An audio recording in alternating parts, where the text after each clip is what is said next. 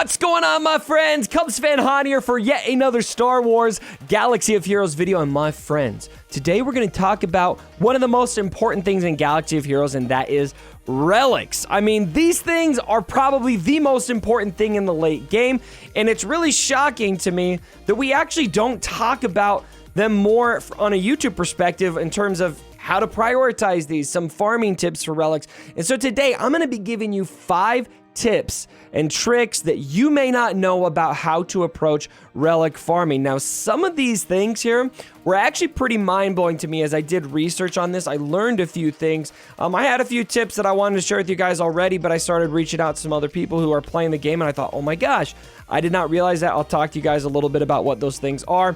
All of you smarty pantses out there probably know it, but we'll see if I can teach you guys anything and change how you approach relics. And so, my friends, as you approach relics, tip number 1 is going to be to farm your characters that are all at gear 13 up to relic 4 minimum, and then your rest to above. If you take them to relic 5, you're going to want to take them all the way to relic 7 and really be picky, a lot more picky about who you do that with. Now, a big reason for this is going to be rooted in the drop-off that you have from relic, lower relic tiers to higher relic tiers. So, for example, if you look at my General Kenobi here, he's only relic 1. I only gave him the easy one. I just got these really to farm. It's not going to take me long to get that. You look at another character, I think, who's at relic 3? So Talzin, she's at relic 3. This is all we need to get for her. You know, it's not going to take long. It's going to be relatively quick. I should probably do that here pretty soon. I've been focused on a couple characters to relic 7, though. I'm working on taking my own advice now. However, look at what it takes to get a relic 4 character like 5s. And so from 3 to 4, remember, not that much. 4 to 5, wow. You get a lot more. You've got a lot more of these to deal with. And then you've also got the sink, the heat sink to deal with, and we're going to talk a little bit more about this. This one requires a lot of good gear, and we'll talk about the best gear to farm there. But you're going to run out of this one a lot more. These are kind of easy for the most part. Some of you may run into issues with the chromium transitor. I personally do not. If you look at mine, I've got, you know, plenty in the thousands there. This one's in the 3,000s. May be different for you. That's not an issue for me. This one and the couple after are definitely an issue. So, easy to farm your characters up to at least relic tier 4 so you get the max benefit, and then really be selective about who you take to relic tier 7. Now, speaking of relic tier 7, if you take somebody past 4, I mentioned to take them all the way to tier 7. This is going to be tip 2, and you're going to want to kind of do that in sequence. Now, there's 2 reasons for this. Number 1, if you take a bunch to relic 5 at once, you're going to burn out fast on that high-end gear unless you're an uber whale. I should say there's an asterisk on this one, and that is if you are a whale, you may just take everybody to relic tier 7 because you can afford the gear. But for those of us common folk, people who don't have as much money to spend on gear or no money to spend on gear, you're going to want to be really careful about how many characters you take past relic 4, because if you do, like, you know, half your roster to relic tier 5, or half of your gear 13 roster relic tier 5, you're going to burn through a lot of that gear. I personally made this mistake early on, and I'm kind of paying for it right now. If you do, and tip number 2 with that, or subset 2 with tip number 2. That sounded kind of weird. Second reason you want to take into relic 7 is if you do one at a time, you'll give yourself more time to stock that gear so that the next time you need to take somebody up, you will have the resources to do so. It just kind of paces yourself a bit more, so you're not, you know, spending all of your resources all at once. Now, tip number 3 is to spread the relic love with a few key characters. I actually think this tip is pretty important, and this is also kind of free-to-play, pay-to-play difference here. If you're a pay-to-play player, you may not need to spread these out. Me personally, I want to have as much benefit in Grand Arena as possible, and so I'm actually framing my roster in a way where I'm relicking characters on each squad. Not every single squad, but most squads I want to have at least a few key characters relicked. I'll show you an example. So Grievous, for example, relic 5. I'm working on Malak to tier 7, and then Grievous is next. I want them to be high relics. I actually rushed my Grievous at the very beginning up to Relic 5, and I've just been procrastinating, taking him the rest of the way because I got my Darth Revan, my Anakin there, and then I started I just got split between Grievous and Malak, and shame on me. I should have stuck with one, but anyway, now I am. I'm doing Malak, then Grievous. And so my droid team benefits a lot. Another droid that really benefits you on another team with Newt is Droid Akka. And so I've got Droid Akka there. I need to get him to Relic Tier 4.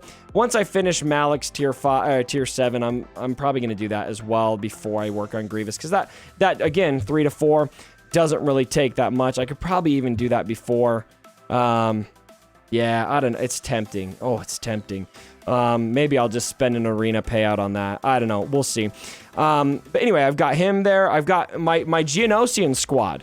It's only got it's only got one relic character, and that's Brood Alpha. I'd really like to get Spy there. But last Territory War, my Geonosian team had 3 holds on it. Because Brood Alpha, you get the most benefit for that. Talzin and Dakka are other examples of that you get a lot of benefit from them. Anakin is a great example of that. My Padme squad, I've got the Relic GKs, only Relic 1, but Anakin there at Relic 7 makes a big difference on that team. And so as you do this, as you look through for your relics, you just want to kind of, if you're free to play, try to get as much benefit as possible. One exception I will say to this rule is if you look at Squad Arena, if you're going to be competitive, like for me personally, I definitely need to take my Darth Revan to Relic Tier 7. I needed to relic my HK. I needed to relic my Malak, my Bastila, so that I could remain competitive in Arena. When you're in Arena, you need those relics, but when you're in kind of the more mid-GP ranges, I'm at 4.7, most people don't have full decked out relic squads until you're into the Uber Whale territory, and if you're there, you're just going to relic everybody anyway.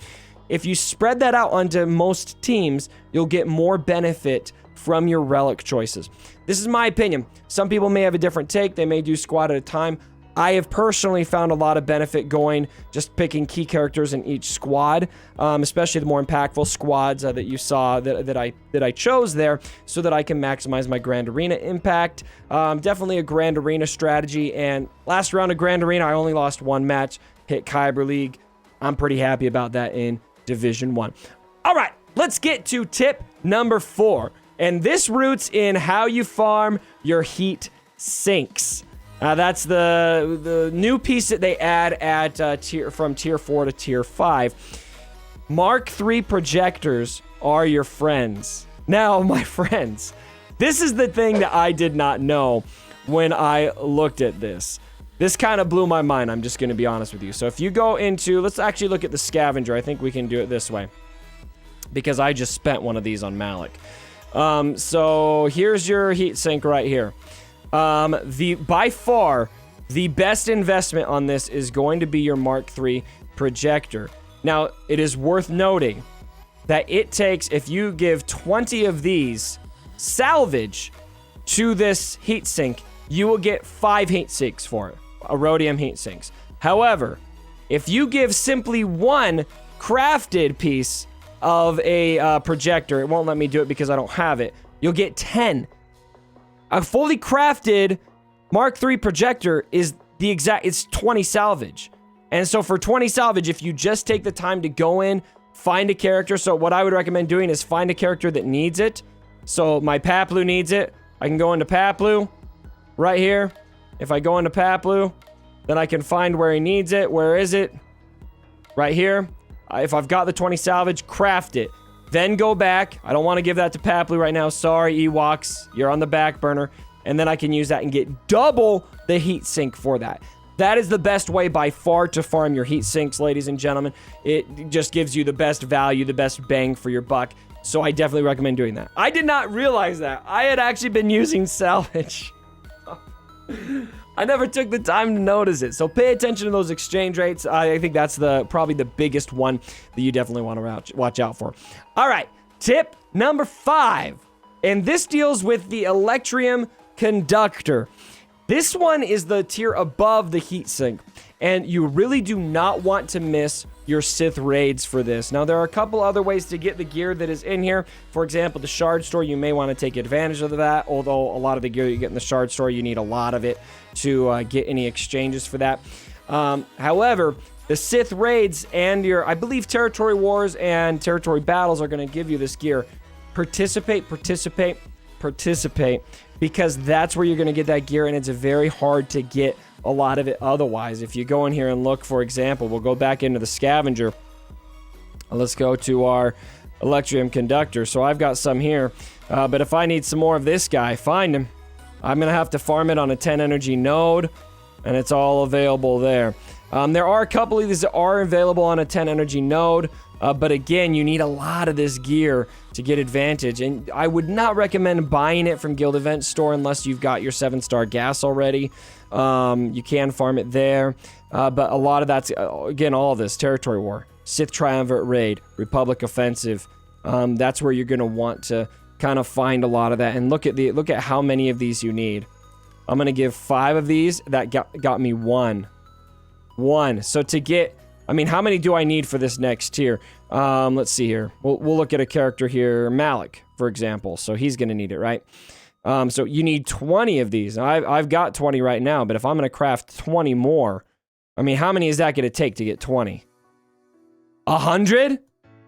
It's going to cost me 100 to get 20. So you need a lot of that gear. If you're farming 100 from 10 energy nodes, not going to be great. And so the reason why I've got some salvage here is because I've been, you know, getting into those raids.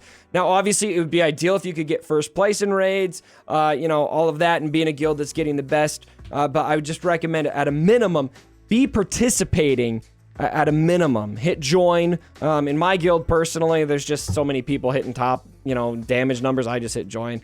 That's been good enough for me. That's been good enough for me. So do your best there.